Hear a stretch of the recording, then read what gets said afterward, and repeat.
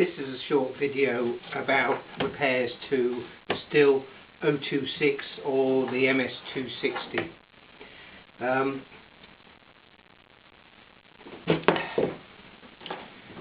I was repairing one of these a while ago and I had this side case off and the coil wasn't there. So I put a fresh coil on, and what you would normally do, here we go, is put two pieces of A4, fairly thick A4 paper between the magnets and the coil, slide it in there, slacken the bolts off and let the coil drop forward, tighten it up, turn it back, take the paper out. That gives you the approximate gap. Anyway, I was having difficulty getting the gap right, and then I just thought, hang on, and there was a slight bit of movement in this flywheel, and as it turned out, it was the flywheel side main bearing, which is a bit rare. Normally it's the chain side main bearing, the clutch side main bearing that goes, and normally because the chain's been run far too tight for far too long. This is something that I've had happen to a couple of Huskies over the time. Not me personally worn it out, but you get the Huskies and the main bearings iffy, letting air in, the seal's gone, etc. So what we had to do then, of course, was strip the whole saw down. Now there are various bits that we need to know about stripping the saw down. First of all, this side's quite easy. Taking the centrifugal clutch off is a standard thing, and of course you starter cord in the plug hole and let the piston rise up and push against the starter cord to lock the crank. That side's not so bad. With a socket or a spanner down at the front to undo it. This side, you've got a nut in there.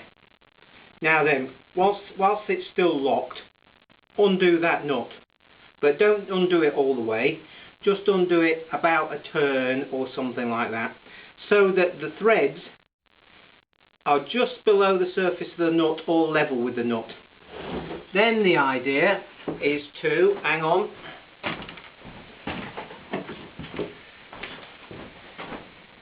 get a drift of some form, and the drift is basically something you can hit. It wants to be fairly soft, bit of brass or bronze or copper or something like that, but this is a bit of mild steel, and you put that on the nut and the end of the shaft and give it a good whack, and that loosens the flywheel. Instead of having to get pullers and all that sort of thing, as long as you've got the nut right so that it is loose, you might need to give it a belt a couple of times, but that will come loose. Undo the nut, take the flywheel off. So then effectively, once you've taken the carburetor off and the rubber boot, taken the exhaust off and the cylinder off, then undo, flip these covers off and undo the bolts in there, and there's a bolt round here, and that subframe which fell on the floor a moment ago, here it is. Eventually that subframe comes off. So then what you have is the crankcases, which from the chain side look a bit like this, with the shafts fitted through. I've taken the oil pump off and all sorts of things. You take the chain brake off, there's a cover over here, so you would take the main spring off, flip the little C-clips off, take this lot off. So then you've got the crankcases with the crank in it. Don't forget to drain the oil out of the oil tank, or else you'll have oil everywhere.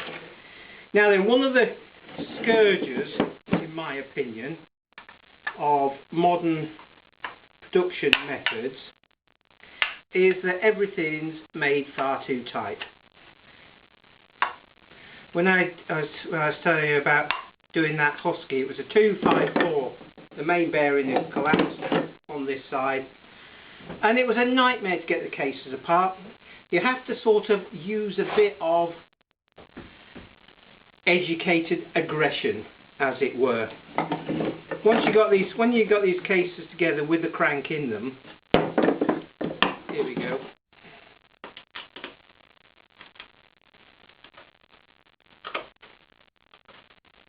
That's a bit tight. That'll be the wrong one. Try that one. There we go. Effectively, you've got that with the other case on the back. Now then, once you've taken the oil pump off and removed the oil feed from the tank, which is now empty, there's 3 bolts, there's another bolt there, and there's another bolt there. They got the standard Stihl type torque heads. So undo those. There's nothing then holding the cases together apart from the fact that everything's far too tight. What I had to do was a big lump of soft material, bronze or copper or something like that, on the end of that, and then give it a good couple of blows, and it will eventually start to push the cases apart. The problem being, right, here's a main bearing, it's out of this case here. The problem being that in production methods, as you could see, the shaft there is far too tight for that bearing, and you have to force it on. Same on the other side. The other main bearing there is far too tight. This takes me back years ago to when I was repairing a Ural Cossack motorcycle, one of those Russian jobs. I was used to British motorcycles at the time where bearings would fit perfectly on shafts, nice smooth gliding fit. Anyway, this Ural, which is a bit like a very early copy of an early BMW, flat twin shaft drive. It was a nightmare to take apart, but an old motorcycle engineer I knew said, once you got it apart, take the shafts down so that there's a good sliding fit.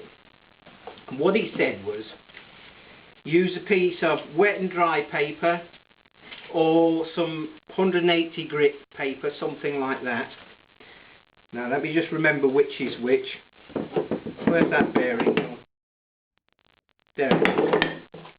Because I've already taken one of these down. Right, that's too tight.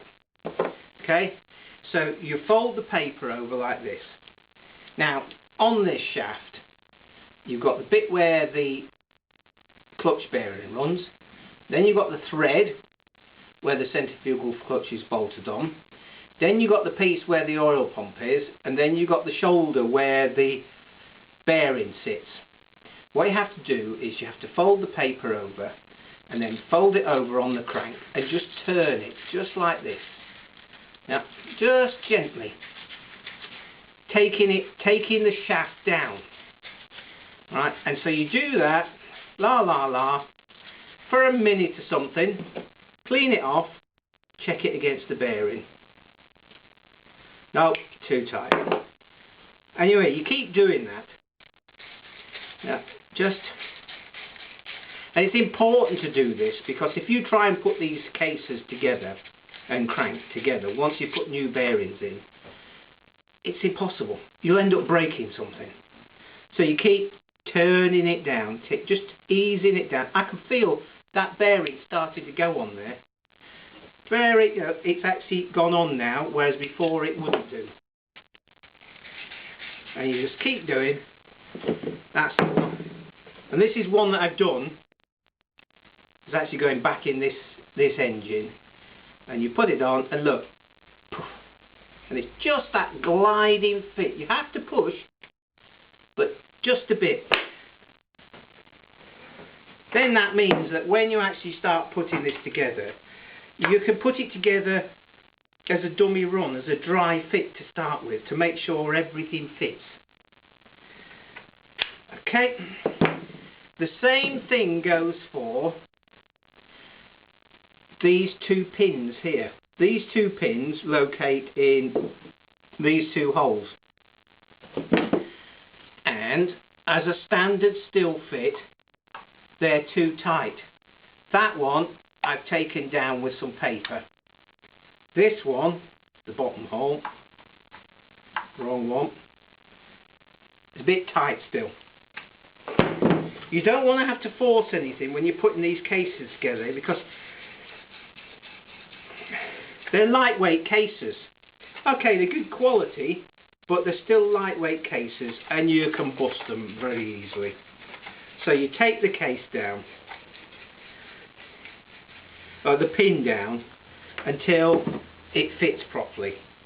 Let's get this the right way round. Oil tank, there's the oil tank, there's the oil tank. Bottom hole to bottom hole.